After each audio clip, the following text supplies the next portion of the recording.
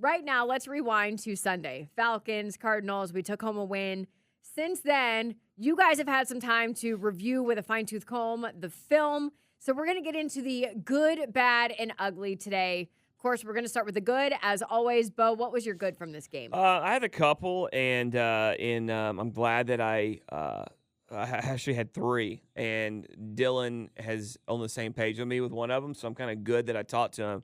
But I'll go back to what I talked about yesterday. You know, the Falcons have done a really good job, I think, for the most of the year for the most part of when an elite player comes in, they're able to kind of neutralize, or a guy that the other team wants to put up the bat.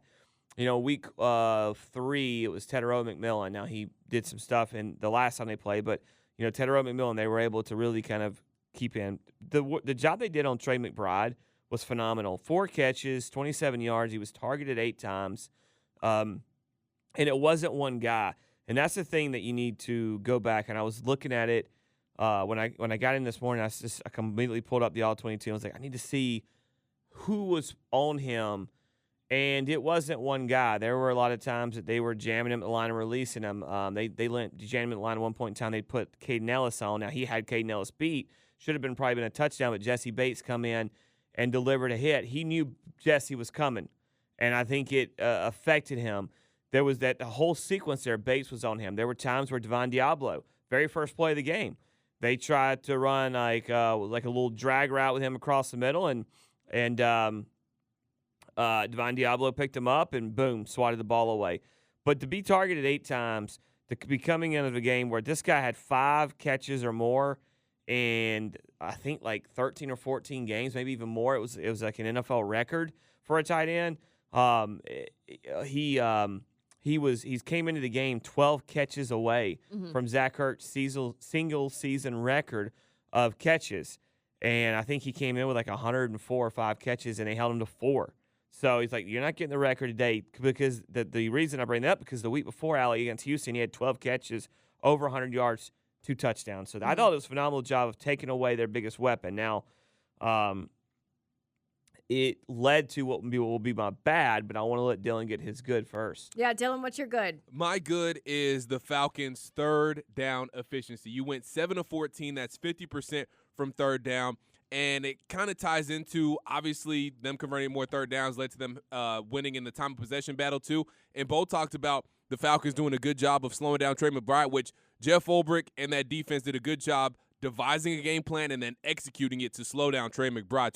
So me saying this, I don't want to take anything away from the defense. But another reason that you were able to slow down Trey McBride is because you didn't give Arizona that many possessions and that many opportunities for Trey McBride to get you. As far as total plays go, the Falcons ran 73, Arizona 56. Time of possession 35-34 to 24-26 in favor of the Falcons. So being able to stay on the field, extend drives, all those things helped you not only obviously score more points, but it also helped you keep Arizona and Trey McBride off the field as well, too, which obviously helped you in the long run. So for me, the third down efficiency was definitely my good. Real quick, to add on to your point, it was a lot of the second half. In the second half, the Falcons had the ball for a hair under 22 minutes.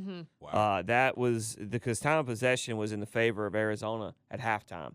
And the Falcons went out and ran another, I think, 30-something plays in the second half. So that second half, they completely just bogged the game down, which was exactly what you want to do. That's why Algier and Bijan both had 75-plus yards on the ground. Especially like that third quarter, too. They ate up a lot of that third quarter, too, didn't they? Pretty much all up. They had the ball Arizona had the ball one time in the third quarter. Yeah. Well, let's move on to the bad. What did you rank as your bad, Bo? The run defense and mainly the interior. There was some gap fit stuff there where they got. I didn't feel like they got gashed. I talked about it yesterday with Mike.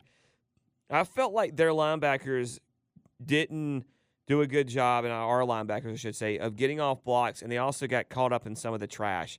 And sometimes in the middle of the field, there's guys trying to move to the second level. There's guys kind of getting blocked into you, and they call you kind of. It's been called to me and been talked to me about like kind of like trash, and it's kind of just get caught up in the fray, right?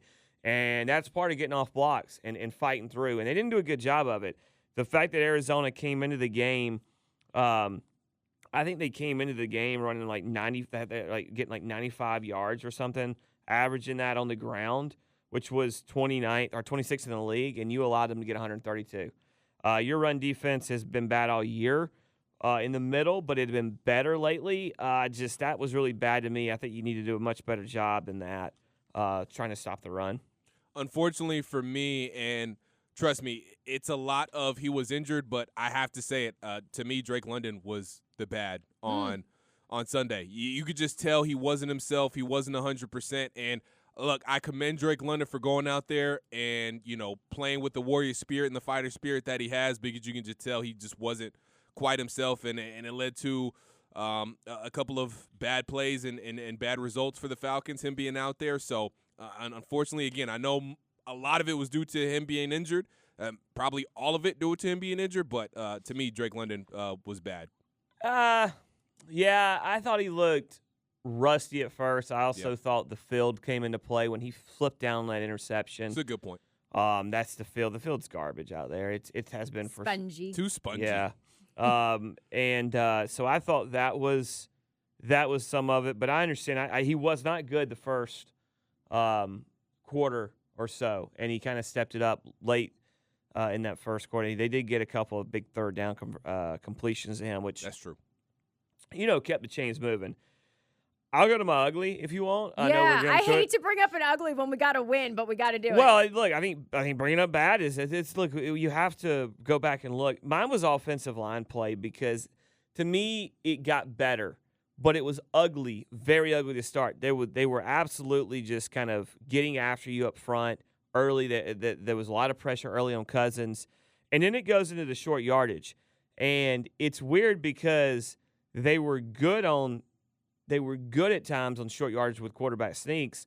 They were bad on actually running the football. I thought it was interesting that Raheem Morris talked about why they decided to use the quarterback sneak game multiple times in this game. It's usually the looks. Probably wish I could have had 2 more sneaks to end it. But it's a lot of times it's the looks, like that you get when you talk about the QB sneak. The ability to kind of knock it on people and be able to get up there and knock that thing in there and hit a sneak. We had one in the end zone. Obviously got the one on the 1 yard, 1 inch line. It was in inches. We had another essentially sneak at the end of the game with the wedge play, which is like running sneak to Tyler, which I wish we could have got. But and then the other one we kind of messed up the operation on the other short yardage play that I wish we could have got to be in those games on our terms. But I was very pleased with us to be able to execute those things, score a touchdown, and actually get a big first down in that critical moment.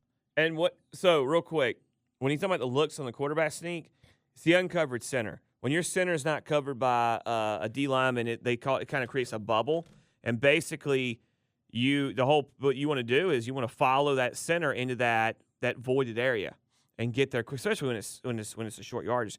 The stuff with the Tyler, the one that really got messed up where they fumbled it and it was recovered on that 4th down.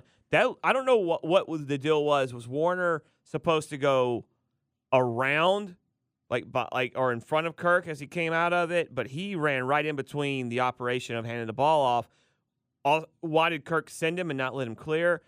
I'm not really sure where it fell, but it was on Charlie or Kirk one. It wasn't on Algier, and I don't believe it was on the play call either. You can't. I mean, that's part of it. Yeah, and to me, just real quick, my ugly, I'm actually going to flip with Bo because his bad was, I think you talked about the defensive line play and them kind of getting gashed up the middle a little bit. To me, that was the ugly. I mean, there were just times where it feels like you just did not do a good job at all defending the middle of the field in the interior or kind of that second level as well. So to me, that was the ugly.